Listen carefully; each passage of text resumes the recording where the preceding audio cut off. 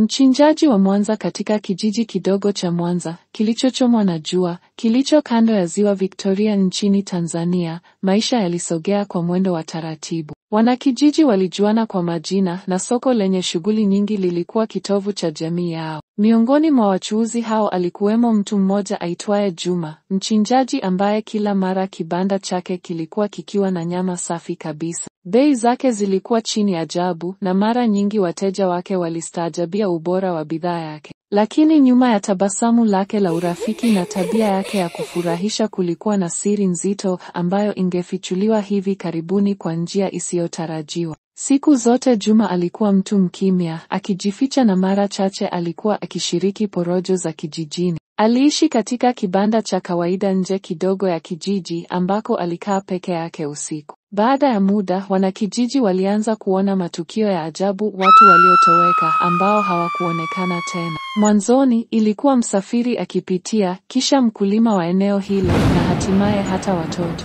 Kutoweka kwa wanyama hao kulipuuzwa kuwa ajali mbaya au kulaumiwa kwa wanyama wa porini ambao walikuwa wakizurura katika misitu iliyo karibu. Lakini ukweli ulikuwa mbaya zaidi. Juma alikuwa amegundua njia ya kutisha ya kujiongezea kipato. Aliwavutia wahasiriwa wake, mara nyingi wageni au wale wasio na familia, wawapoteze nyumbani mwake kwa kisingizio cha kuwapa kazi au makao. Akiwa ndani angewaoa, akichinja miili yao na kuuza nyama kwenye kibanda chake, akiipitisha kama mbuzi au ng'ombe. Wateja wake, bila kujua asili ya kutisha ya milo yao, walisifu nyama yake kwa upole na ladha yake. Kwa miaka mingi, siri ya Juma iliendelea kufichwa. Lakini kadiri idadi ya watu waliopotea inavyoongezeka, mashaka yalianza kuongezeka. Wazee wa kijiji waliitisha mkutano na uvumi ukaenea juu ya uwezekano wa laana au roho mbaya inayoisumbua Mwanza. Ni katika kipindi hicho ambapo mwanadada aitwaye Amina, ambaye alikuwa amerejea kijijini hivi karibuni baada ya kusoma mjini, alianza kuunganisha dalili hizo. Amina siku zote alikuwa na hamu ya kutaka kujua na kuona, na aligundua kuwa banda la Juma lilikuwa limejaa kila wakati, hata wakati wa kiangazi ambapo wachinjaji wengine walihangaika kutafuta mifugo. Pia alikumbuka kusikia kelele za ajabu zikitoka kwenye kibanda chake usiku sana, sauti ambazo hazikulingana na shughuli za kawaida za mchinjaji. Akiwa ameazimia kufichua ukweli, Amina aliomba msaada wa rafiki yake wa utotoni, Kato, mvuvi wa eneo hilo.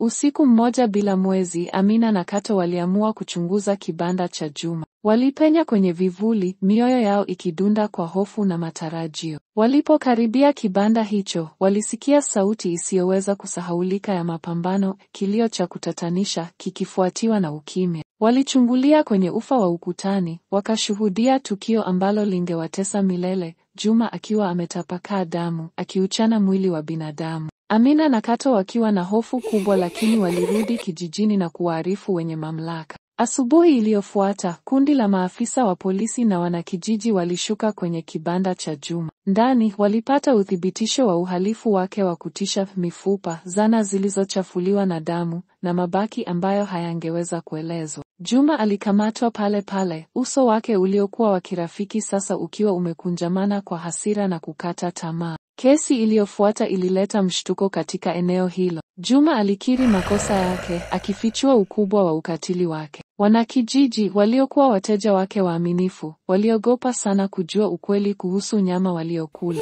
Wengi walihangaika na hatia na huzuni, huku wengine wakitaka haki iwe ya haraka na kali. Mwishowe, Juma alihukumiwa kifungo cha maisha jela, jina lake likitajwa kuwa mbaya kama bucha wa Mwanza. Kijiji, ingawa kilikuwa na kovu na shida, kilikusanyika ili kuponya na kujenga upya. Amina na Kato walisifiwa kuwa mashujaa, ushujaa wao ukihakikisha kwamba hakuna mtu mwingine atakayepoteza maisha kutokana na vitendo viovu vya Juma. Na hivyo, kijiji cha Mwanza kilisonga mbele, kikiwa kimebadilika milele na giza lililokuwa limetanda katikati yao. Lakini pia walipata nguvu katika umoja wao, ukumbusho kwamba hata katika uso wa uovu, ujasiri na haki inaweza kushinda.